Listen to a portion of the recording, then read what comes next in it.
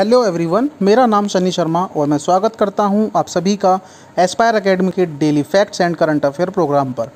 आज दिनांक 14 अगस्त 2020, दिन शुक्रवार। आइए शुरू करते हैं आज की वीडियो।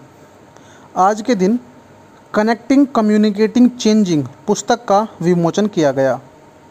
केंद्रीय रक्षा मंत्री राजनाथ सिंह ने नई दिल्ली में कनेक्टिंग कम्युनिकेटिंग चेंजिंग नामक पुस्तक का विमोचन किया। यह पुस्तक उपराष्ट्रपति एम वेंकैया नायडू द्वारा कार्यालय में बिताए गए वर्षों के बारे में है। पुस्तक की पहली प्रति उपराष्ट्रपति को ही प्रदान की गई। पुस्तक का ई संस्करण केंद्रीय मंत्री प्रकाश जावड़ेकर द्वारा लॉन्च किया गया। आइए जानते हैं किताब के बारे में। इस पुस्तक में उपराष्ट्रपति की गतिविधियों को शब्दों और चित्रों के माध्यम से कैप्चर किया गया है, जिसमें भारत के साथ साथ विदेशों में उनकी यात्राएं भी शामिल होंगी। 250 पृष्ठों में चल रही इस पुस्तक को सूचना और प्रसारण मंत्रालय के प्रकाशन विभाग द्वारा लाया गया है। पुस्तक में किसानों, डॉक्टरों, वैज्ञानिकों, युवाओं, उद्योग के नेताओं, प्रशासकों, कलाकारों और अन्य लोगों के साथ की बातचीत की झलक भी दी गई है। आज के दिन की एक अन्य करंट अफेयर है, कीटाणुनाशक अतुल्य नामक माइक्रोवेव उपकरण का किया गया उद्घाटन। रक्षा अनुसंधान और विकास संगठन DRDO के मार्गदर्शन में एक माइक्रोवेव कीटाणुनाशक मशीन तैयार की गई है, जिसे अतुल्य माइक्रोवेव कहा जाता है। यह भारत में बनाया गया है और केवल 30 सेकंड के भीतर घर पर किसी भी पदार्थ को कीटाणु रहित कर सकता है। इसका उद्घाटन सड़क परिवहन मंत्री नितिन गडकरी द्वारा किया गया। अन्य डिवाइसों की तरह अतुल्य माइक्रोवेव का उपयोग सतहों, घर और कार्यालय के फर्नीचर, बेड, नए बक्से और यहाँ तक कि बक्से की सामग्री के अलावा किसी भी परिसर को 5 मीटर क्षेत्र तक कीटाणु रहित करने के लिए किया जा सकता है। इस उपकरण को हाथ में लिया जा सकता है क्योंकि इसका वजन मात्र 3 किलोग्राम है। डिवाइस 56 से 60 डिग्री सेल्सियस के तापमान में विभेदक हीटिंग की मदद से कोविड-19 वायरस का विघटन भी करता है।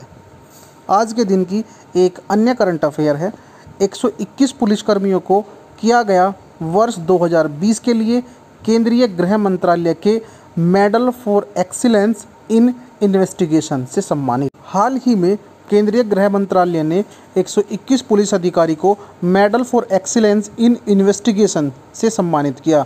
इनमें से 15 पुरस्कार केंद्रीय जांच ब्यूरो CBI के मध्य प्रदेश और महाराष्ट्र पुलिस के 10-10, उत्तर प्रदेश पुलिस के 8 और केरल तथा पश्चिम बंगाल पुलिस के 7-7 पुलिस अधिकारी हैं। शेष अन्य राज्यों और केंद्र शासित प्रदेशों से हैं। इनमें 21 महिला पुलिस अधिकारी भी शामिल हैं। इस पदक की शुरुआत सन 2018 में अपराध की जांच के उच्च पेशेवर मानकों को बढ़ावा देने और जांच अधिकारियों द्वारा जांच में इस तरह की उत्कृष्टता को पहचानने के उद्देश्य से की गई थी। आज के दिन की एक अन्य करंट अफेयर है, रेलवे ने जारी किया मानव संसाधन प्रबंधन प्रणाली HRMM का ई-पास मॉड्यूल। रेलवे बोर्ड के अध्यक्ष विनोद कुमार यादव ने रेल कर्मचारियों के लिए ऑनलाइन ई-पास बनाने और टिकट बुकिंग के लिए centre for railway information system CRIS द्वारा मानव संसाधन प्रबंधन प्रणाली HRMM परियोजना के तहत विकसित किए गए ई-पास मॉड्यूल का शुभारंभ किया। इस सुविधा के साथ रेलवे कर्मचारी को न तो पास के लिए आवेदन करने के लिए कार्यालय आना पड़ेगा और न ही पास जारी होने का इंतज़ार करना पड़ेगा। कर्मचारी कहीं से भी ऑनलाइन आवेदन कर सकेंगे और ई-पास ऑनलाइन प्राप्त कर सकेंगे। ई-पास के लिए आवेदन और इसे प्राप्त करने की पूरी प्रक्रिया मोबाइल पर उपलब्ध रहेगी। आज के दिन की एक अन्य करंट अफेयर है, भारतीय तटरक्षक अपतटीय गश्ती पोत सार्थक का शुभारंभ किया। भारतीय तटरक्षक बल के लिए एक अपतटीय गश्ती पोत OPV सार्थक को कल गोवा शिपयार्ड लिमिटेड में आयोजित लॉन्चिंग समारोह में लॉन्च किया गया। जहाज अत्याधुनिक नेविगेशन और संचार उपकरण, सेंसर और मशीनरी से सुसज्जित है। आज के दिन की एक अन्य करंट अफेयर है, इजराइल और यूएई के बीच हुआ ऐतिहासिक शांति समझौता। अमेरिका के राष्ट्रपति डोनाल्ड ट्रंप की सहायता से इजराइल और संयुक्त अरब अमीरात यूएई के बीच 13 अगस्त 2020 को ऐतिहासिक शांति समझौता किया गया। इस समझौते के तहत इजराइल ने फ़िलिस्तीन के वेस्ट बैंक इलाके में अपनी दावेदारी छोड़ने को तैयार हो गया।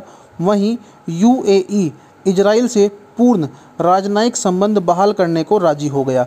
ऐसा करने वाला यूएई पहला खाड़ी देश बन गया। आज की करंट अफेयर में इतना ही। आइए बात करते हैं आज के दिन होने वाले ऐतिहासिक तथ्यों की।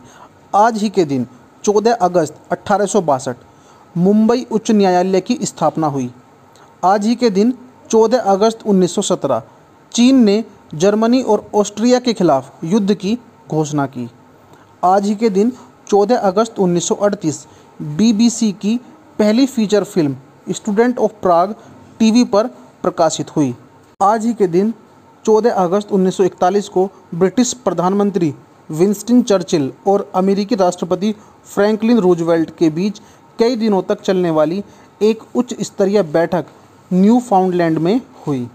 आज ही के दिन 14 अगस्त 1947 देश के इतिहास में 14 अगस्त की तारीख आंसुओं से लिखी गई। यह वह दिन था जब देश का विभाजन हुआ और 14 अगस्त 1947 को पाकिस्तान को एक पृथक राष्ट्र घोषित किया। इस विभाजन ने न केवल भारतीय उपमहाद्वीप के 2 टुकड़े किए बल्कि बंगाल का भी विभाजन किया और बंगाल के पूर्वी हिस्से को भारत से अलग कर पूर्वी पाकिस्तान बना दिया। कहने को तो यह एक देश का बंटवारा था, लेकिन वास्तव में यह दिलों का, परिवारों का, रिश्तों का और भावनाओं का बंटवारा था। माउंटबेटन योजना अर्थात मन बाटन योजना के आधार पर 4 जुलाई 1947 में ब्रिटिश संसद में भारतीय स्वतंत्रता विधेयक पेश किया गया। 18 जुलाई को इसे स्वीकृति मिल गई। इसके अनुसार देश को 15 अगस्त 1947 ईस्वी को 2 डोमिनियनों भारत और पाकिस्तान में बांट दिया जाएगा। राजनीतिक दल मुस्लिम लीग की मांग पर भारत विभाजन के बाद मुस्लिम बहुमत वाले राष्ट्र 14 अगस्त को पाकिस्तान की स्थापना हुई। मोहम्मद अली जिन्ना उनके गवर्नर जनरल और लियाकत अली प्रधानमंत्री बने। आज ही के दिन 14 अगस्त 1968 मोरारजी देसाई पाकिस्तान के सर्वोच्च नागरिक सम्मान निशान पाकिस्तान से सम्मानित हुए। आज ही के दिन 2011 में हिंदी फिल्म जगत के मशहूर अभिनेता शम्मी कपूर का निधन हुआ। आज ही के दिन 14 अगस्त 2012 महाराष्ट्र के पूर्व मुख्यमंत्री विलास राव देशमुख का निधन हुआ। आज के हमारे programme daily facts and current affair में इतना ही। धन्यवाद।